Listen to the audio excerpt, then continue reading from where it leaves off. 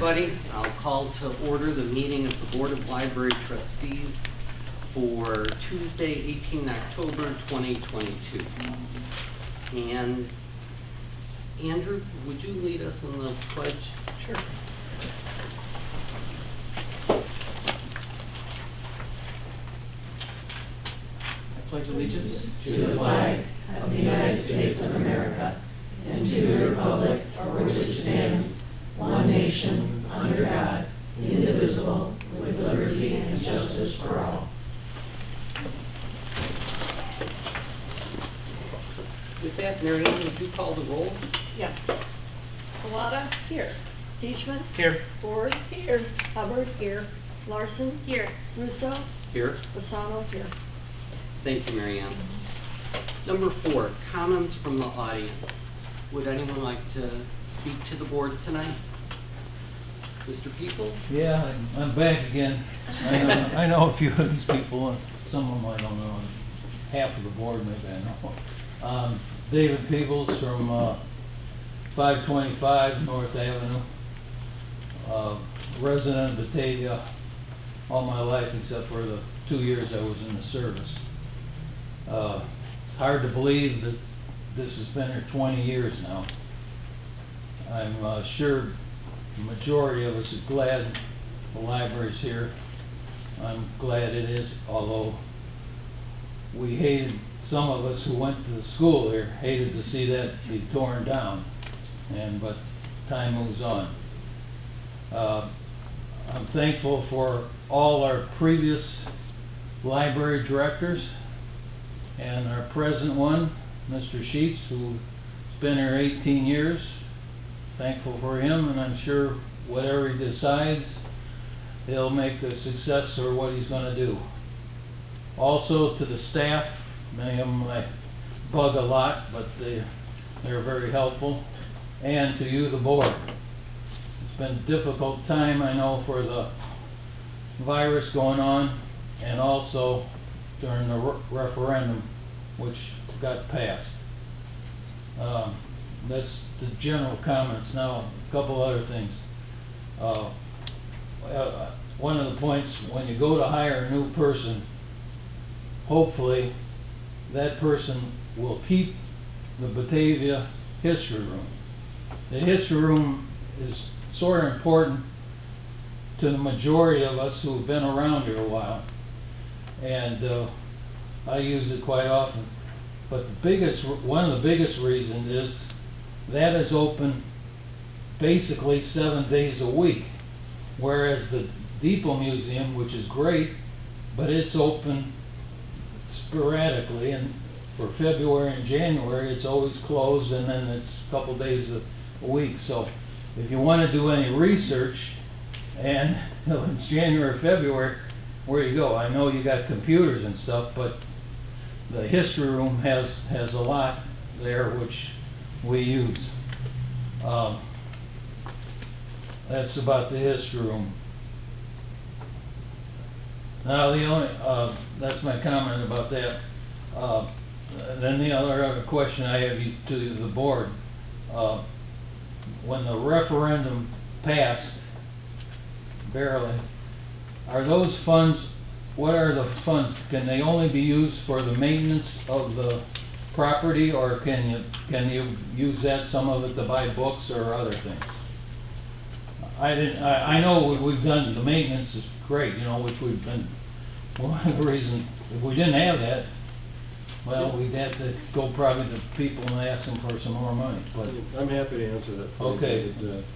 The money is available for use for any purpose. The library board has chosen to route the majority of the funds each year to the library's special reserve fund for capital maintenance and improvements, but some of the money has also gone toward the collection and also toward staffing. Toward staffing too, then. But the board makes that decision. The board makes that decision. And that's final. Well, that money is part of each year's budget. Right. So every year the board. But if somebody from the general public comes in and wants to challenge that, they would have to get like a petition up and present it to the board then? You know, I mean, if you got something that they really didn't like, you know, I mean, it was like, you know, even when we tore down the building here, you know, not everybody was for that, you know, so. Mhm. Each budget is approved annually and that's made public. Right. So But- any member of the public can see what items we budgeted for the next current year. Right. So yes, to your point, they can, So, yeah, they can so if ask they don't questions agree with about the our budget, budgeted you line know, items, yeah. It's like the city council, you can go down there and Absolutely. put your Yeah. 2 cents in, but it doesn't, if you're one, it doesn't go too far. Okay, that's it. Thanks for your help. Thank you for coming. Okay. Thank you. You're welcome to stay, David. I'll let you hash it over. We got the other debates on, so which is more important? I think we know who's gonna win. You go this way. Okay. Excuse me, And I'm sure your comment about the history room was heard. Thank you. Thank you for coming. Any other comments from the public? And George, was there anybody online who, There were no. and no online comments? So moving on, number 5, the consent agenda. I'll read the items on the consent agenda, and a trustee could make a motion to approve it or to have some items pulled. So in 5A under minutes, we have the regular meeting minutes for Tuesday, 20 September 2022, and the special meeting minutes for Tuesday, 27 September 2022. Under expenditures, we have the expenditure cash disbursement detail report from September 2022. And we have another class of items, other action items, and these were discussed at our meeting earlier in the month at the Committee of the Whole. And these include 1, an ordinance levying an additional tax of 0.02% for building and equipment for library purposes and maintenance, repairs, and alterations of library buildings and equipment in the Public Library District in the counties of Kane and DuPage, Illinois, for the fiscal year 2022-23. Number 2, an ordinance amending the policy on fines and fees. Number 3, a resolution determining the amounts of money estimated to be necessary to be raised by the tax levy.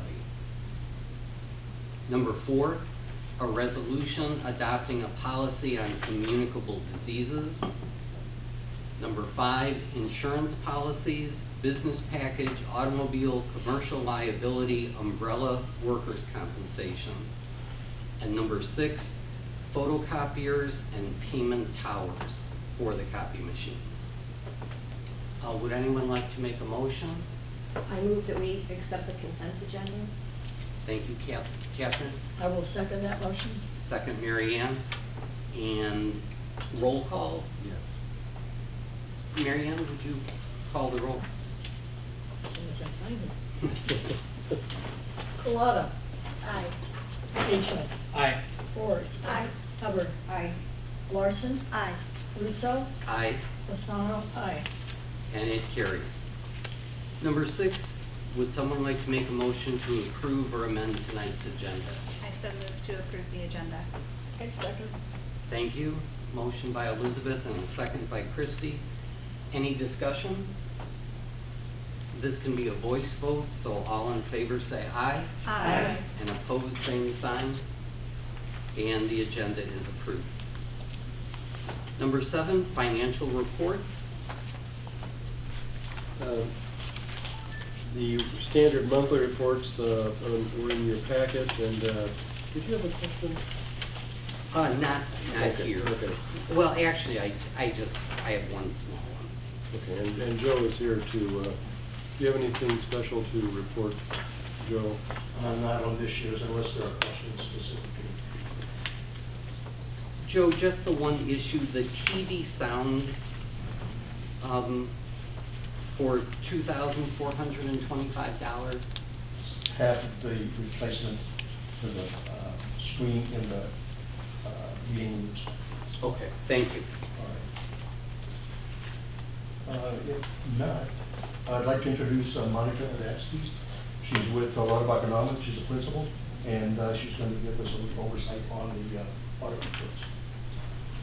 So, yours. Good evening, everybody. Thanks for having me today. I'm going to briefly walk you through the entire audit package that we provided with the library. I will start off with the SAS 114 letter. Again, you probably don't have that in front of you, but ultimately the SAS 114 letter is something that we have to disclose to the board, and it's a letter describing whether we had any difficulties or disagreements working with management. So I'm happy to let you know this evening that we did not have any disagreements or difficulties. Joe was very helpful this year. We got everything, all the requests that we needed in a timely manner. Any questions, he always was able to help us. So again, thanks to Joe for all of his help. I don't know, anybody have copies of the financial report in front of you? Okay, so on page 1 with the Lauterbach and Amen letterhead, this is the independent auditor's report. So ultimately this letter states that management's responsibility is to prepare the financial statements, and then it's our responsibility as the auditors to provide an opinion. So I'm happy to announce that the library did receive an unmodified opinion this year. This is the cleanest form of opinion and highest level of assurance that we can give. So that is what you will find in that letter. Starting on page 5 through 15, this is the management's discussion and analysis. So ultimately, this is a very high-level overview of everything that happened within the library within the fiscal year. This is something I always state if the board wants to do on a fall rainy day, just to get a very high-level overview. There's charts and graphs. This is something that I suggest, if anything out of the report, that you do read. After this, if you wanted to turn to page 23,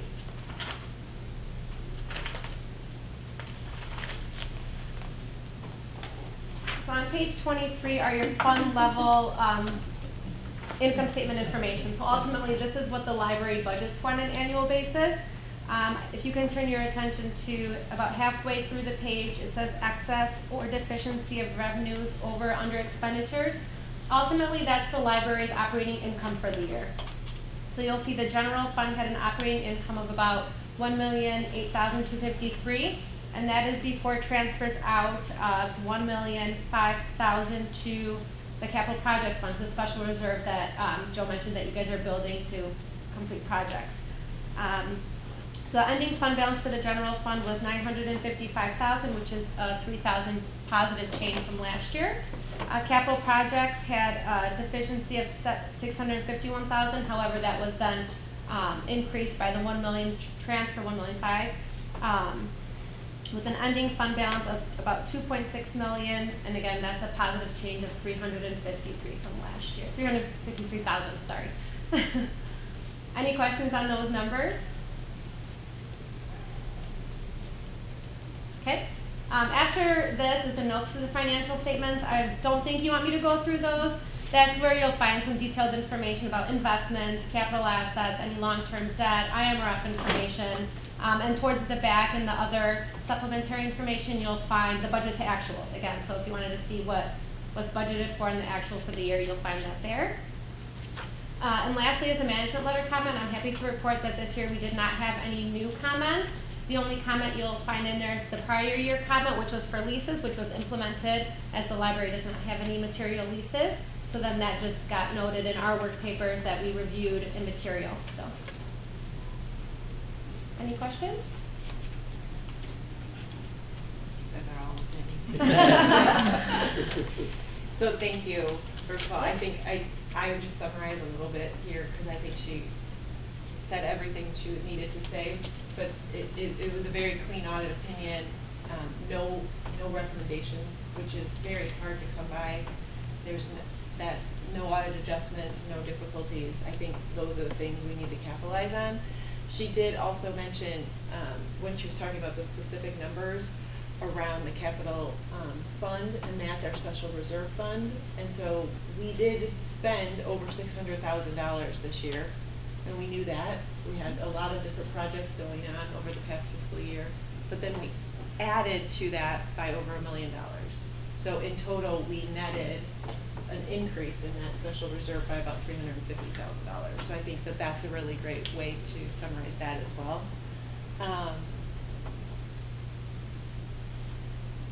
I don't think you showed it, but there is a page on there around the budget to actual too, which I think it's on page 24 of the PDF. If anybody's looking at the PDF, I don't know exactly what page if you have a hard copy, but that shows where to the comment from the audience earlier about the budget, that is the approved budget that we are approving for that fiscal year, and then what we actually did spend. So that is in this report as well, so that gets audited, and it shows that it was favorable from what we budgeted to what we actually spent. So we were fiscally sound in what we were spending our money on. And then the only other thing I had was around the capital projects and having the $2.5 million in special reserves. Those are the things I wanted to highlight. Sorry to steal your thunder. No, completely fine. I always appreciate that.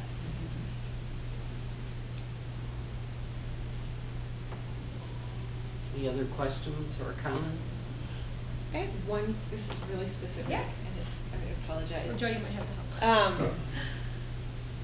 On page 20 of the PDF, or On the bottom, do you have? page 9. Okay. Yep. It's governmental activities, and it's the overall changes in that position. Our revenues from operating and capital grants went from almost 100,000 to 58,000. What capital grants did we not have this year that we had in 21? Might have been the COVID. The Oh, CARES. there you go. Thank you. I couldn't figure that one out. Okay. We got a big grant Yes. for personal protective equipment and other things. There you go. Thank you. I couldn't remember. Okay. In fact, we got praised by the city and other local governments for getting one of the largest grants to libraries. So we were very aggressive. Good. Thank you.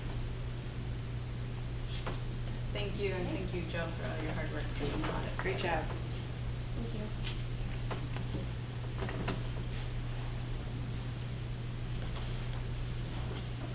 All right, moving on, number 8,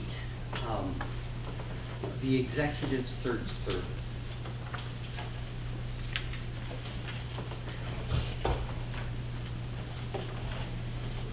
And let me just review, with the announcement of George's retirement, the board decided that we wanted to go with an executive search firm to help us find a new director, recognizing what an important decision that is.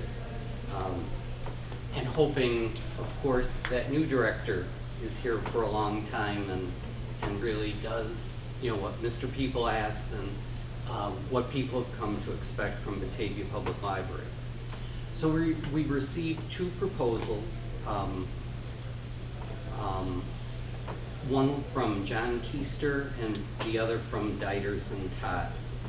And at our last meeting on September 27th, we interviewed both firms, and one of the interesting things I think in both of the interviews is that this is a very difficult market for finding a director, which I think reinforces our decision to choose an executive search firm to help us.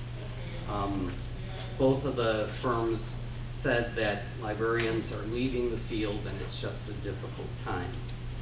So, so after our meetings, listening to their presentations and then kind of taking a straw poll of where we were at, we asked Lisa to look into recommendations, and Lisa shared those with us.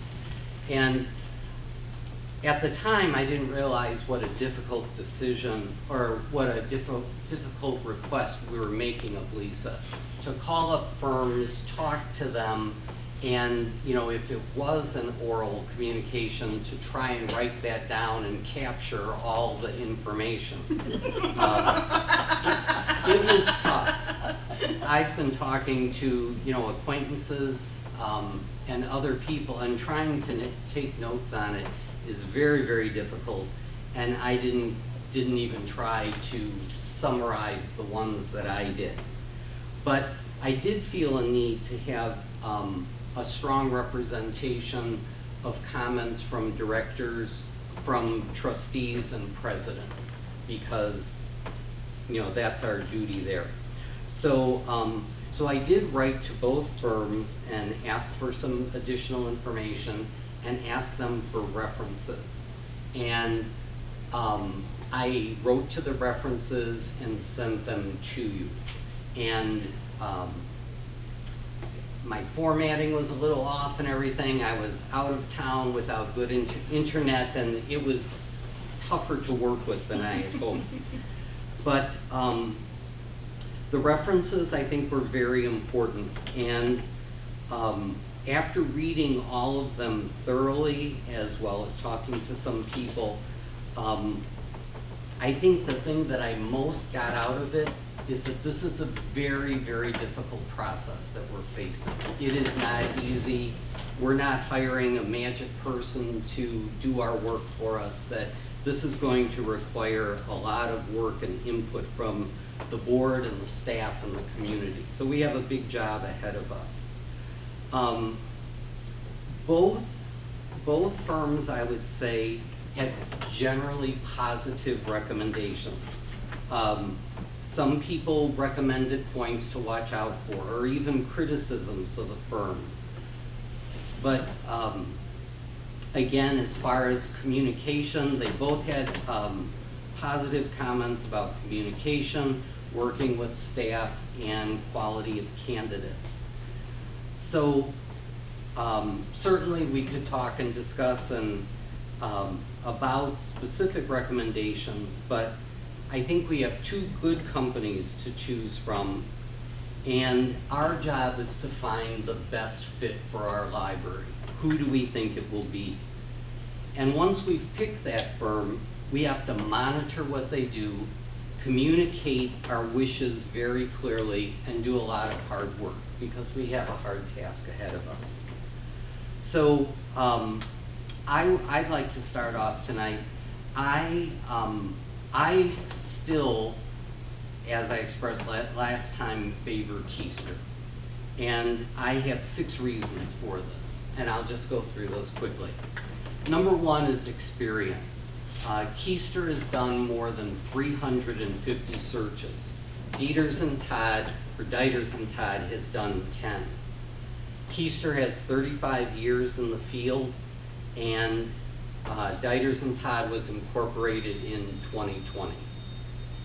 And Keister has experience as both a board president and a trustee. That's not experience that Dieters and Todd mentions, although in balancing that, they do have experience as library directors and assistant directors. And that actually leads me to my second reason for why I support Keister. And that is the information on their websites about workshops, presentations, and publications that they've done. Keister's publications and workshops are about succession planning, advocacy, and leadership training, but especially that succession planning. The ones that Dieters and Todd mention are budget, board training, and a program called Directors University. Certainly, I think they have good knowledge, but it's a twist. It's more that director's viewpoint rather than succession planning and recruiting. So that's my second reason.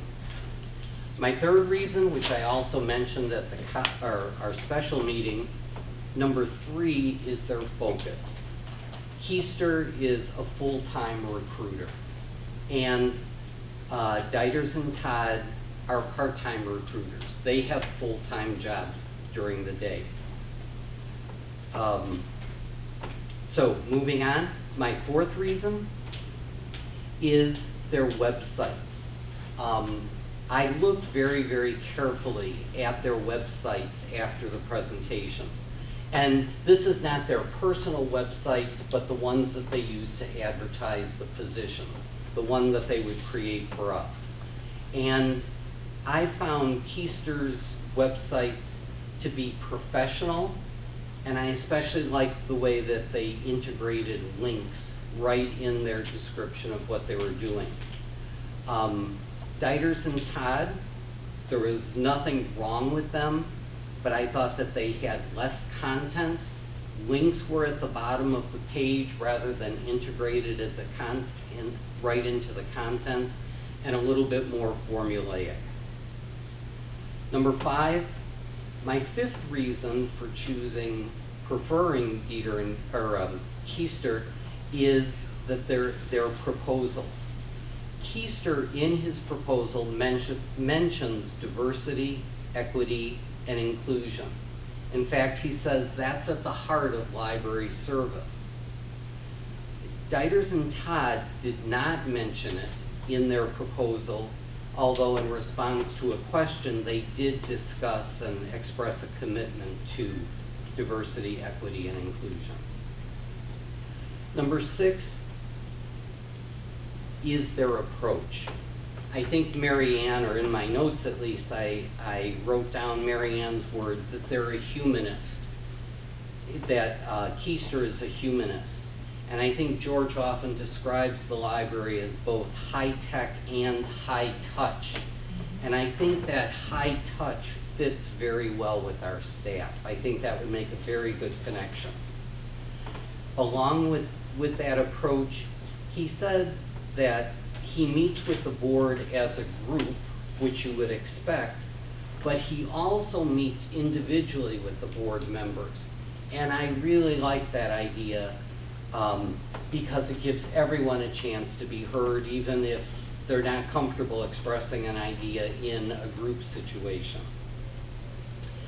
I also liked what he said, that he's psyched by the passion and energy of younger leaders. And I really like that enthusiasm. Going along with that, he said that he loves recruiting. Dieters and Todd, they have a very specific process. And I think one of us mentioned even that it seems very rigid. And you know, we have references that show it's a successful process, but I did feel that it was kind of rigid and not the best approach for our library. So with that, I'll turn it over to others for more comments. Which group was it that said that they had individual meetings with staff? Or was it, let's see, I'm trying to remember how they said they did that. One of them was they just kind of set up in the lunchroom and let staff come to them versus, was that Keister? He kind of sets up and just. That was my memory. Yeah. And how did Dieters and Todd meet with staff? What was their? My memory is that they said, how big is your staff? And with a staff that big, we'd have to do some non-personal meeting. Oh, right. One thing that struck me about the difference in the websites, yes, the Dieters and Todd website the content was minimal, I thought. And their description of a library and the community the library serves was bare, very bare, where John Keister really took a narrative and described a community, what it was like, what was important about it, some of its heritage, and probably some other items I don't remember. But it was a more thoughtful presentation of the library itself, whichever library it may be, and the community in which that library, the community that the library serves. And I think that would be important to Batavia because there is such a community and a heritage here. And much like, what was that gentleman's name? Peoples. Yes, people made a point of saying tonight.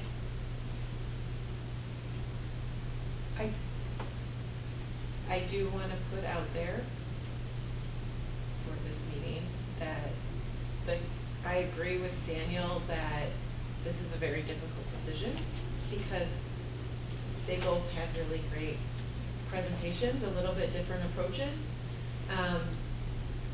Both had, for the most part, I would say, very good references, especially for the fact that they are so different in styles and experience and approaches, I guess. One is significantly lower priced.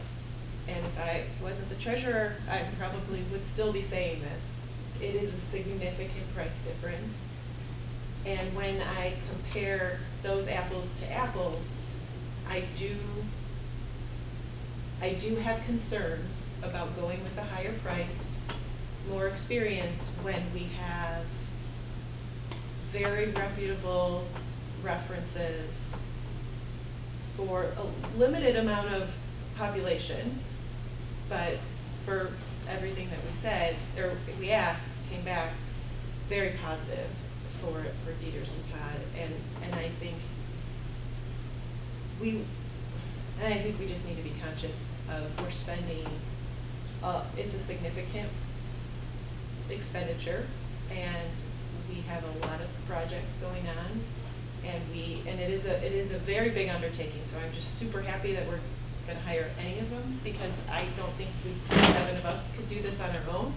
And so I want to put that I think it's money well spent, but I also want to be conscious of the fact that one is $7,000 cheaper than the other. I share your opinion. That has been pressing on my mind through this entire process, and I just want to make sure that we are getting the biggest bang for our buck here, because it is a lot of money, and I think in terms of the community, it's going to be hard to justify the cost differential between these two agencies. Thank you. So one of the concerns one of the references mentioned was about not seeing all the resumes from Keisters. And I think his response to that was, I'm happy to show you a summation of the resumes and the folks that I've talked to versus actually giving you the names of these people, just because he has them in confidence. Just wondering if anybody else has concerns for that. And I think he's gonna, my impression is that both of these firms will gather these resumes, they'll cull through them, they'll pick the ones that they think best represent us and give them to us. I just wanna, if we look through those and say, I wonder if there's something better, I mean, we're hiring these people to do a professional job for us, I don't wanna second guess them, but it might be nice to see who else is out there. And so, you know, because it might be that we see something that they don't, we think, we wanna talk to this individual. So it'd be nice to be able to, I suspect we can do that with either of them, but I would wanna know that we're comfortable. And it might be that we get 5 resumes and say, oh my gosh, all 5 of these are amazing, why would we talk to anybody else? But Was that an issue of confidentiality that one of them expressed? that's what one of Keister's points was. A lot of these people are in positions now, and Yeah. if it became public that they were looking for another job, it might be detrimental. Yeah. And I can understand that. Yeah.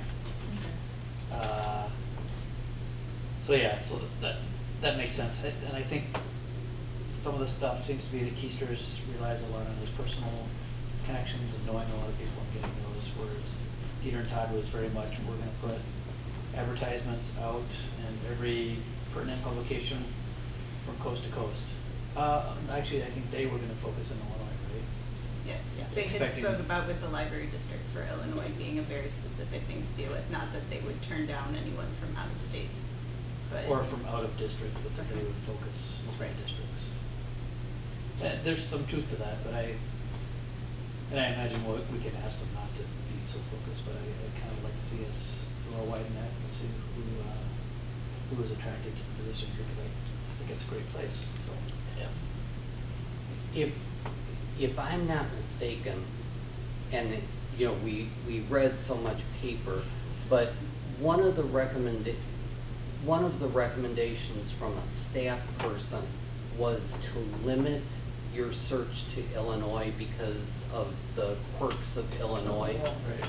And you know, to me, you know, that's a valid opinion that someone gave, but it's not an opinion I agree with. For example, I think Wisconsin is a very strong library state, and I know good librarians have come from Iowa, and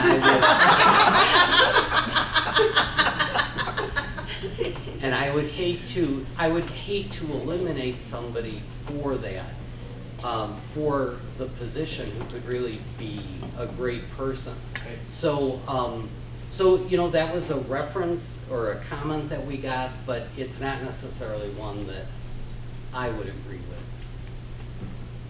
I suppose it's our search too, so we can direct the firm to do that, so. Something else I want to bring up about the two firms, when we first got the proposals, I think we all had one particular of these two in mind. In fact, I think the conversation even came up, do we even need to interview both firms? And every step we've gone through with the actual interview in person and with these reviews, it has made Dieters and Todd stand out a little more, I think, in a way that their presentation didn't at the beginning. That's both a pro and a con. That the written proposal didn't come through very well, but I think it says a lot that we've gone from a strong number one to the fact that we're having a very serious debate and we couldn't make the decision that night. Says a lot about Dieters and Todd in a way that we didn't look at them that way the first time around.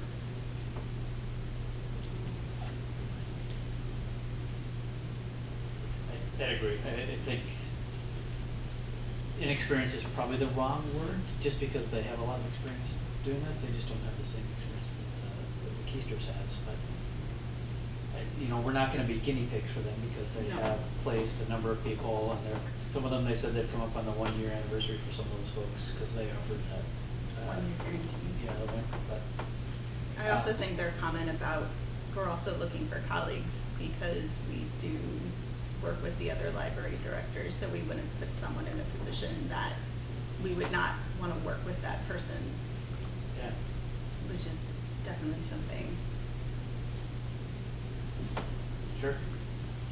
Yeah, I wasn't prepared. I was like, these guys, this isn't their, you know, all the reasons Daniel said it, but they came across well in these folks. So. Can we talk a little bit about that guarantee? Because I do think that that's an interesting factor that makes them different. Dieters and Todd put in there, I think, to show that they have the investment in this and they're trying to make a name for themselves. So it seems like they have a lot more to lose. And so they put that guarantee in there saying that if for whatever reason the director that is placed by the board, by the way, the board is the one making the decision of who the director is. If that director chooses to leave before 12 months is up, they'll help us do this whole process again with no additional costs. And I think that that's a very important element that shows that we don't have as much experience as probably the people you're talking to. They know their competition, they know Keister, right? Like, and so they're saying, we'll put our money where our mouth is and we'll help you do it again. And I really think that that is a big differentiator. And I did mention that I thought that as soon as I read the proposals, because to your point, Elizabeth, yeah, there was a little bit different on paper, but I saw that from the very first get-go of the proposals, and I thought, this is an interesting take. And if they're, you know, I just thought, I'm glad they haven't had to do anything with it and hadn't had anybody take advantage of it yet. But we could be the first with that for whatever reason. I'm trying to remember exactly what they said about the interview process too. Like, so the day of the interviews, were they both kind of the same? I remember one was they bring the candidates in, they meet with staff, and they meet with the board separately. And then the discussions afterwards. Did they both approach it that way? There was one that was going to go, one with the staff, one with the board. Well, I know, I think that the candidate would interview with the staff and the board separately. Candidate, and it was like an all-day thing. Was that Keister's that? That was Dieters and Todd. That was Dieters and Todd. So, but Dieters and Todd once we make our choice, we do all the negotiations, right? Whereas Keister's was gonna help with the negotiations for salary and all that. I did talk to a president today and who said yes, he does help Okay. negotiate. Yeah, Keister's does, right? Mhm. But I don't believe Dieters and Todd did. I think in their written proposal, it said that this is a board decision. I don't know if we pointedly asked that question. And I don't know, Daniel, when you were talking to the references, if you asked that same question about negotiations. Yeah, I did not. Yeah, I don't know, but I agree with you. I think in the proposal, it was very clear that it's a board decision. Salary is not we're not making any decisions for the board, but I can't see them not being helpful. I can't see neither of them not being helpful, is what I should say. Well, and to your point about a guarantee that was expressed by Dieters and Todd, because this is important, we can ask Keister, we'd like that. Sure. He can say no, he can modify it, we can negotiate, we can, whatever. Yeah, for sure. And I don't know, did we ask him that question? We did not. I don't think so. But you asked him whether he offers a guarantee, right? And Right. he said he does not typically, it was in your email today, I think. Right, he said, you know, he said, the current political climate, you know, individual characteristics, he can't guarantee what another person does. I have the exact phrase if you want, but that's. That's summarized. The guarantee is not what the other person's doing. The guarantee is that he'll help us if that happens. Right.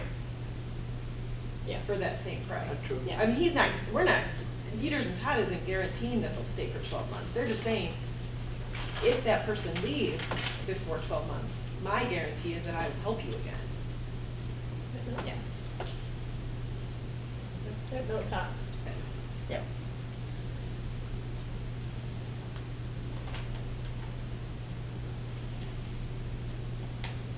George, do you see the problem you created?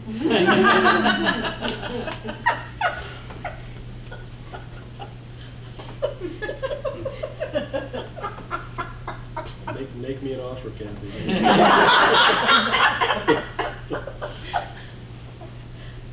I think the offer has to include Cindy.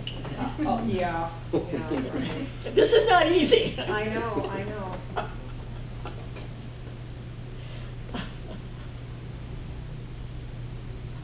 To Mary Ann's point,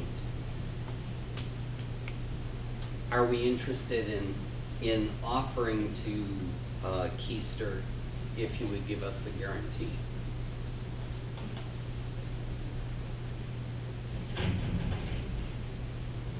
I'm still in favor of John Keister after reading through all of the recommendations for both groups. It looks like Dieters and Todd, not looks like, they did have good recommendations, there's no question, as did John Keister. But the Keister's experience, some of the points that you mentioned, his full-time focus, how he presents our library to candidates, I think is really important.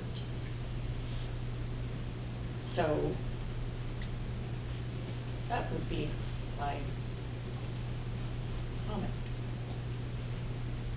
I know this question was answered previously. I cannot recall the answer. This fee is not negotiable.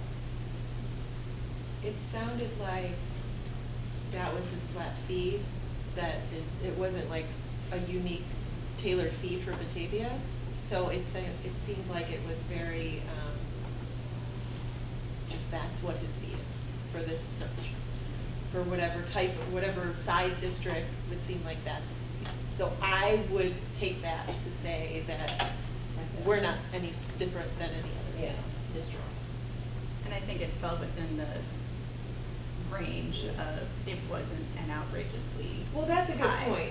That's a good point, right? So it is higher than Dieters and Todd, but what we found from Lisa's research initially was that it wasn't exorbitant and it wasn't anything out of the range of this type of consultant search firm service. But it is not. Just from my experience with working with a client who was an executive search firm, their fees were based on the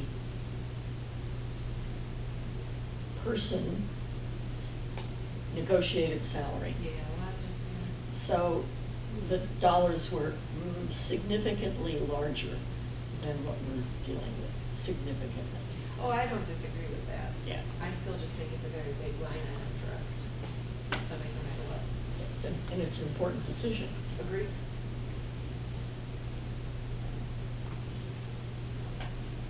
What's the fee, do you remember? 19.5 versus 12.5, I think? 19.5 versus 12. Versus 12, thank you. I do think the remaining question is yeah, the guarantee, but also the discussion about the resumes, because that came up in more than one review.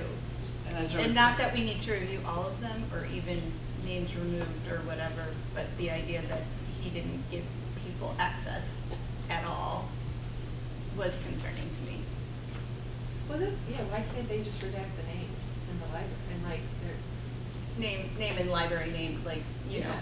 but just the fact that he didn't release it at all to that one library and the reference concerned me, because it is, while we're hiring them for their expertise, we need to be able to have access to that stuff. Because we're using our name, our library, like the candidates. With that. I had a friend, I'm not used to, I've never hired anybody, I've never used an executive search firm. I asked some friends and they said that if you do get additional resumes, you should get additional resumes. That is very important. Also, I do like the 1-year guarantee, and like the cost, and I like that he sent the updated timeline for a date that we gave him. I mean, that just came without even asking. The Dieters and Todd sent over the updated timeline for a date that we had talked about, and we meet that with them. So, but I just want to be also unified. This is such a very basic thing in the search that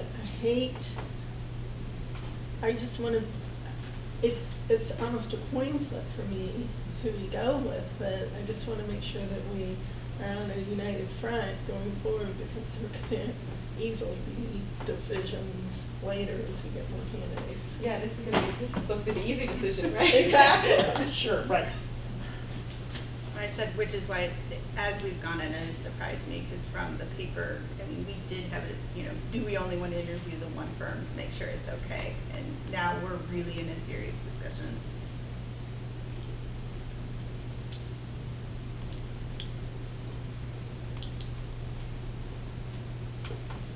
I have one more comment, and I just want to say kudos to Lisa and to Daniel, that you guys have gone above and beyond the call of duty in terms of researching so precisely these candidates, and it is greatly, greatly appreciated.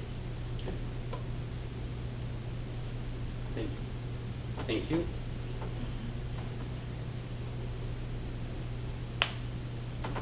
Yeah. Yes. Because I'm just, as everybody says, it's really her decision. I like, there are different things I like about each approach. If the prices were a lot closer, it'd be a lot easier to make a decision. The fact that it's, you know, almost a third, I do math. So the fact that it's more than a third cheaper, I expect if I was a new business, I would, and I had a full-time job doing other things, I would keep it low as I could until I got my business model up and was able to do that full-time. And I, you know, compliments to them for making this decision later for us. Because there are things I like about their approach. There are things I like about Keister's approach. I like that he's going to sit down with staff. He's going to dedicate time to that. I think that's important. I like that he's got this big network of connections. I don't like that we won't necessarily know who else he talks to. I think he's going to hold our hand a little closer as a board than Peter and Todd would. Just because I think he'll have more time to do that. But as the other guy said, the positions they're in, they can take the time off they need to be here. So, and it's with us too, but I think it's important that they interact with the staff too. And I don't think they didn't say they were going to interact with the staff. No, I think, but it seems like it would be a little more hands-off. It wasn't. They're the ones who were having the pizza party, right, with the staff and like Oh, I missed sitting it. in the. I didn't remember that. Like having lunch on Saturday and like meeting with everybody, right? Oh, I think that was part of the interview process. But I could be wrong. I think they both did it. They both I had. think they both had. Staff. Staff interaction Okay, time, thank okay. you. Thanks. I would jump back in and say,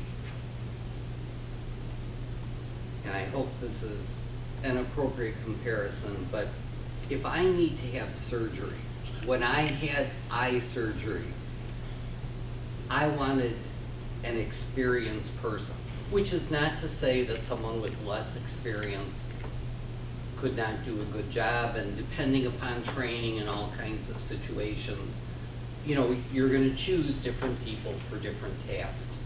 And I'm hoping that this is not something that we're going to have to do again for at least 18 years, which is probably, you know, somewhat unrealistic. But as Mary Ann said, I want the library presented as well as it possibly can be. I want the most experienced, connected person with recruiting. I want, you know, I even like that he has experience out of the state. And he's taken challenging positions to fill. And, you know, in the recommendations that I sent, we had some of the presidents mentioned specific challenging situations, and he came through. So I think, you know, it's a slight edge, but in a very difficult decision. But I do really like that experience and the full-time commitment to it.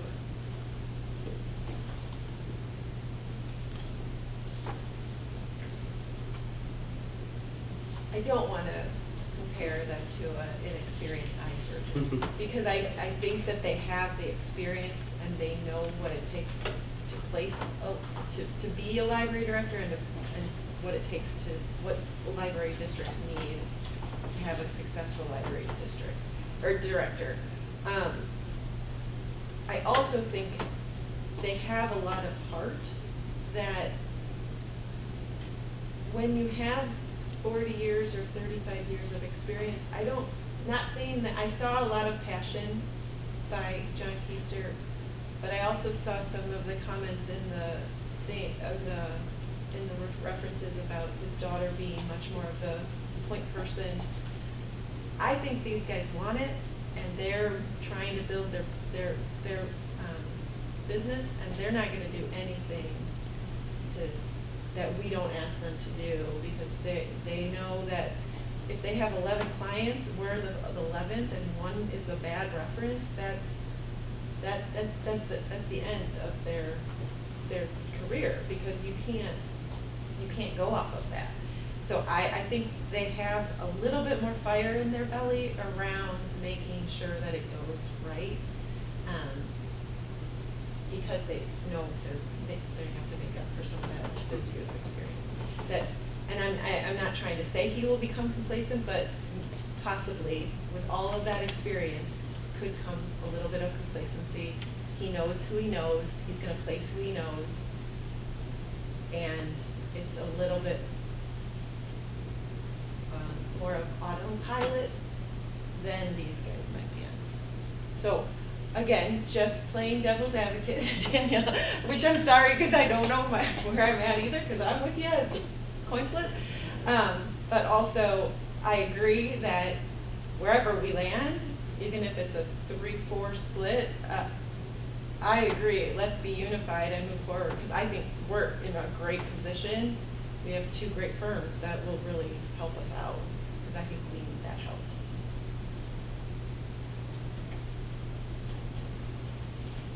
other comments?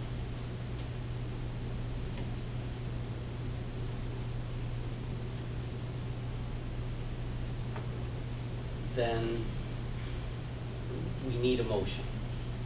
I guess then the question becomes how to motion. Are we motioning a specific firm, or are we, when we go down the voice vote, are we saying what our preference is? You know, either, someone will make a motion that'll pass or fail after discussion, and then someone else can make another motion that will pass or fail. Sure.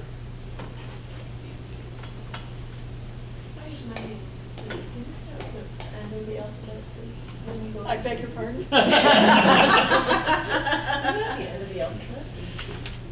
She always does herself Kind of last like though. the way I have this written, so at the end of the alphabet. I am the last person on here. We are doing this alphabetically. I'm last because I decided I shouldn't be first, or even alphabetical. Why can't we do it in the reverse order? There's no rules. There's no There's no rules in rules. terms It's of what the how order she is. calls it. But Jenny doesn't want to be first. That's basically it. Right, so let's go last or so. That's, well, actually, I'll solve the problem by making the motion that we hire John Keister to be our executive recruiter, subject to approval by the library attorney. And it needs a second. Second. Motion by me and second by Mary Ann. And any further discussion?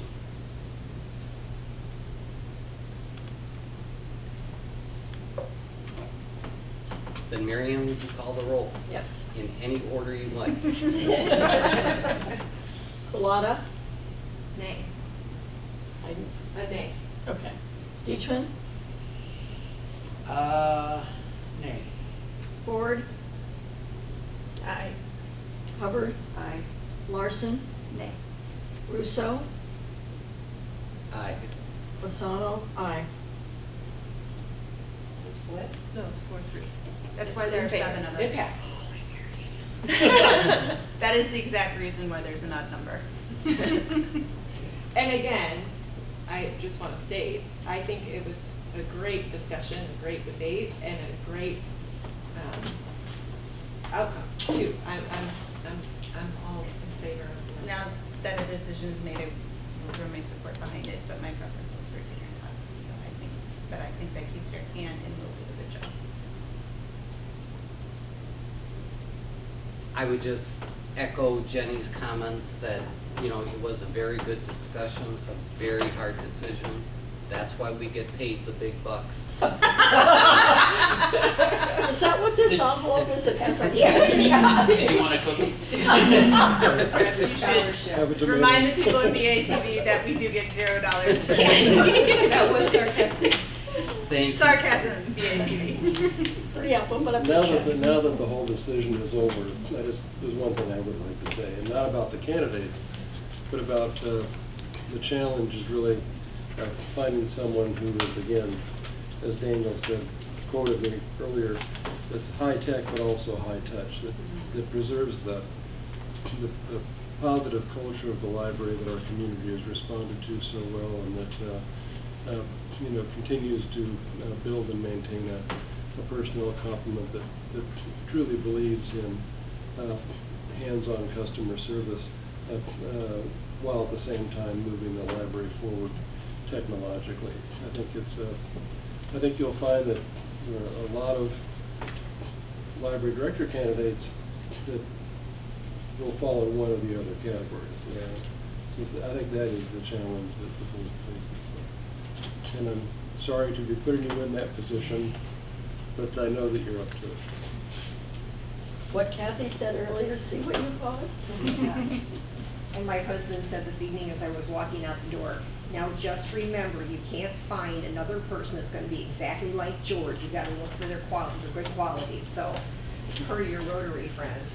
And you don't want another director exactly like me, any more than you wanted someone exactly like Margot or her predecessor. Everybody's different. Everybody brings something to the table. And one of the comments that I did get from a president today was, we really do need to start searching our souls and thinking about what we would like in this candidate, and that's a lot of hard work to do, but it needs to be done and will be done and will be done well. So I do thank everybody for what a good discussion we had. Number 9, President's Report.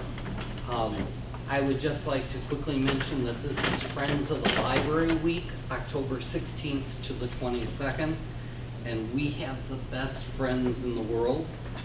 Says the former president. Now they're the best.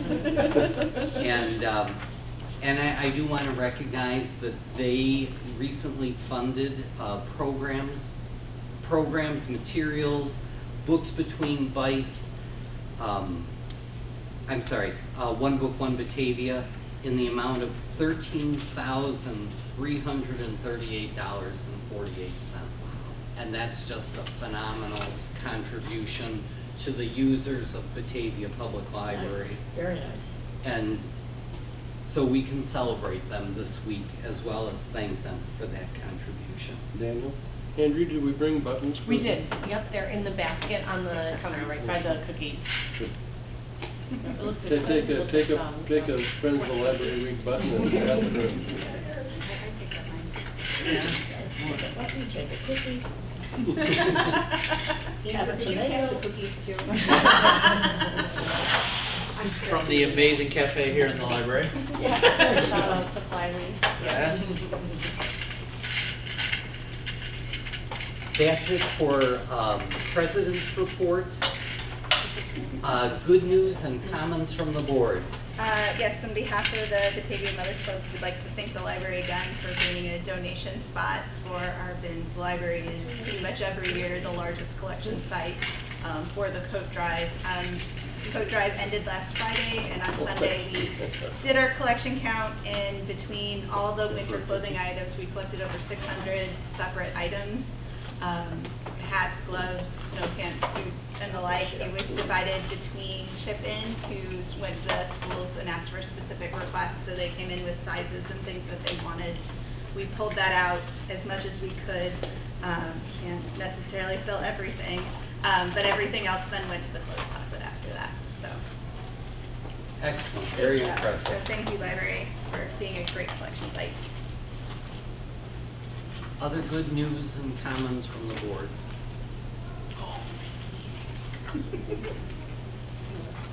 Thank you. Moving on then, 11, correspondence and communications. We did not have any additional, other than what's already been on the discussion. Okay. Number 12 then, directors and librarians reports. The written reports are in your packet, and if you haven't already done so, I encourage you to review those.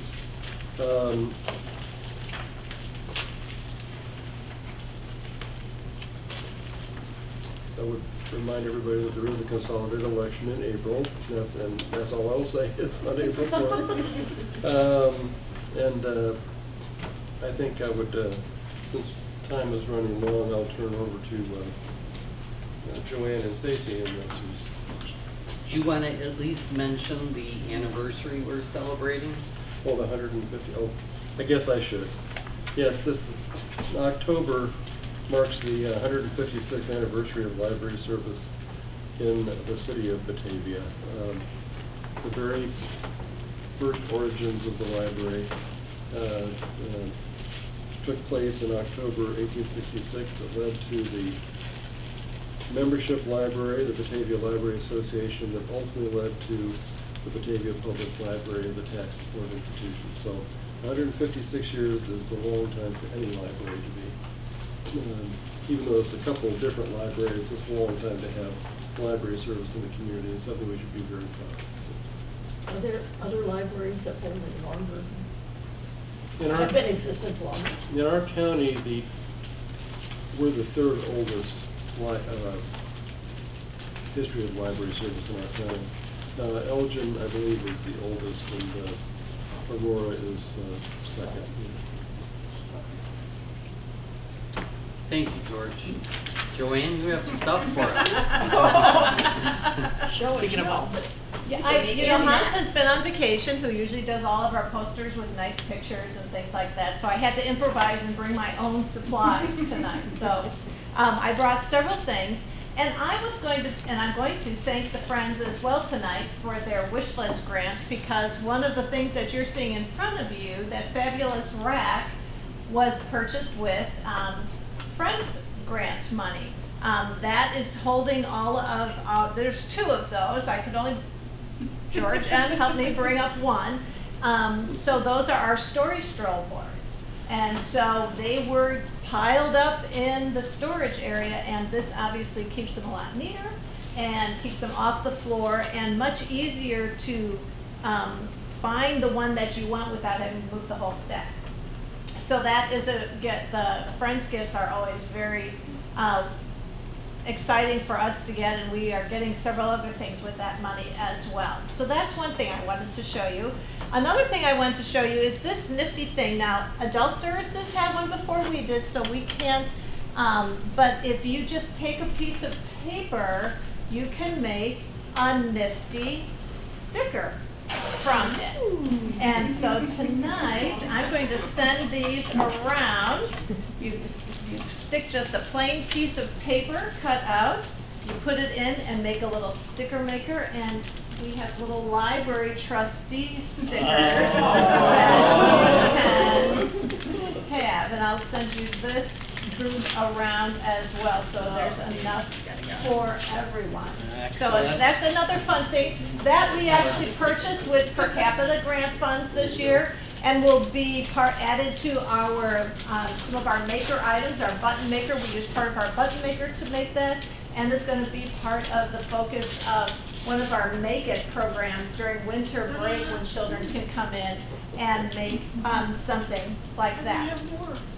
Collection, as I told you that we are doing a lot of collection things downstairs, looking at a lot of our collections, doing some revamping of some of the collections, and one of the things were our literacy kits that were developed many years ago by one of our former librarians. And these have gone all through a total remake. And I just thought I'd send it around so that you could have an idea. The items are pictured in the front of the kit, and I mentioned this in my report, but I thought you might get a better look to see what all a patron can check out to host little, or to support different early literacy themes.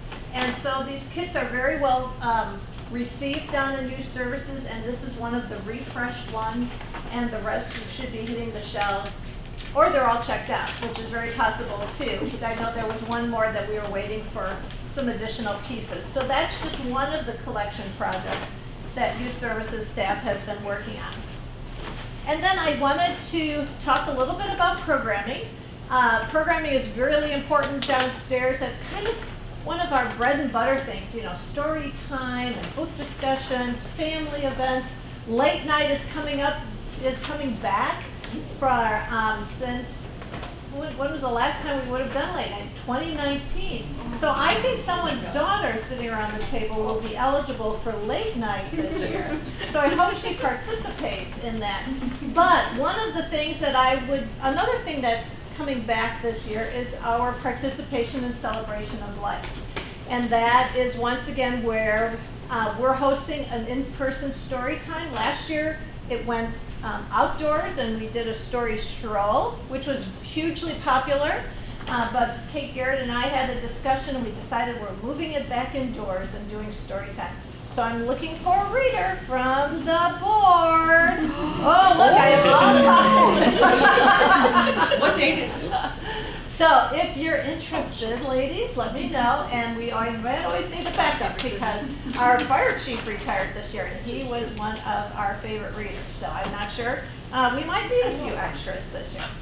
But I also wanted to talk a little bit, just for another minute, I know I don't want to spend too much time, but I thought this next program might actually be helpful for you as you're purchasing Halloween candy for this next year. So one of the programs our Youth Services Librarian did last night, Amy Marks, did for middle schoolers, which can be a challenge as to what kind of program might a middle schooler come to. Well, she had a dozen middle schoolers here last night, and they were ranking favorite Halloween candy. And so they not only just ate candy, but they did a scientific method. They did some predictions as to what might happen. They created a hypothesis. They looked at the different candy. They discussed things about the candy, and then they created, you can see the little candy showdown, and then they did brackets to see which candy would win. And I have put the highest getter and the lowest getter. On the top of the pile, the winner was the Nerd Clusters, was the winner, Nerd Clusters, and the least friendly Halloween candy was a Reese's peanut butter.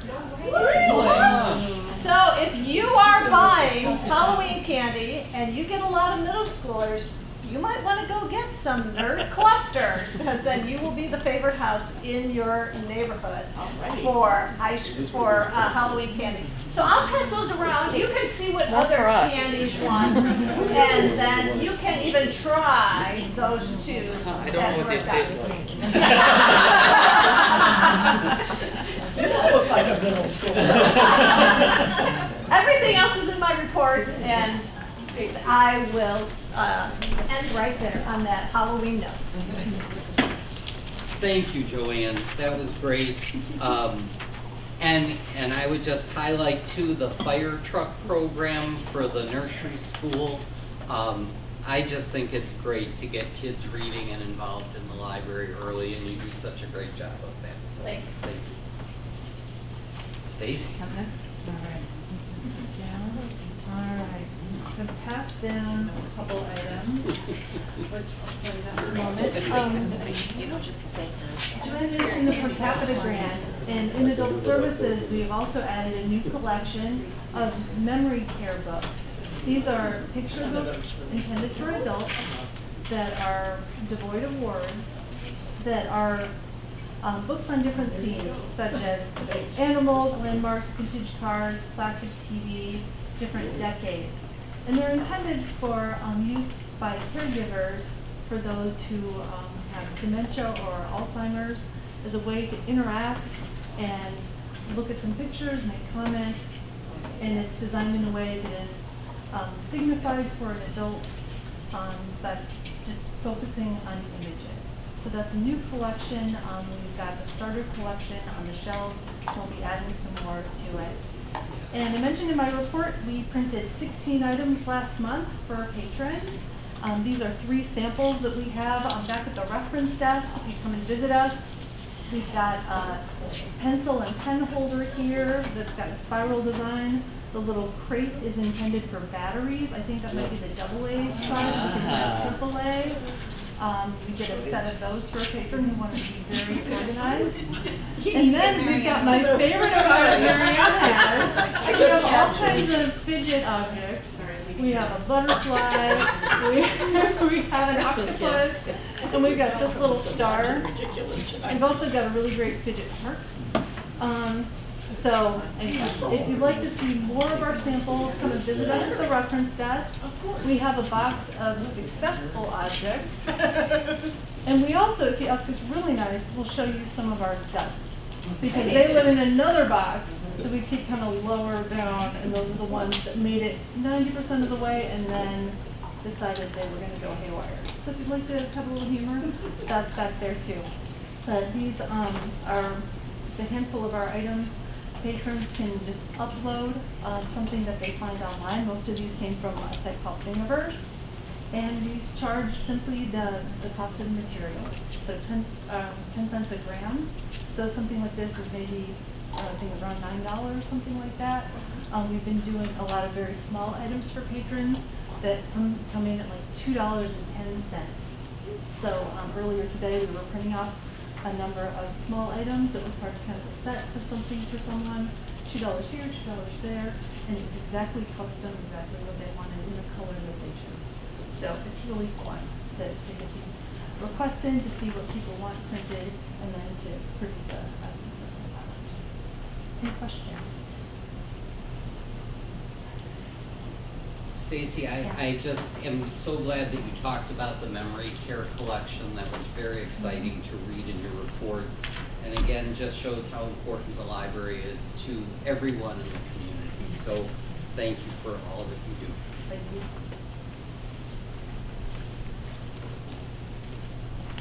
Number 13 on our agenda is future agenda items, which is just a report included in your packet. But I do want to remind people that the policy meeting is scheduled for Wednesday, November 2nd at 6:30. And everyone is welcome to come to the policy meeting. Number 14 is a list of next meetings and events. And number 15 is adjournment. I'll make the motion to adjourn. Second. Second by Catherine.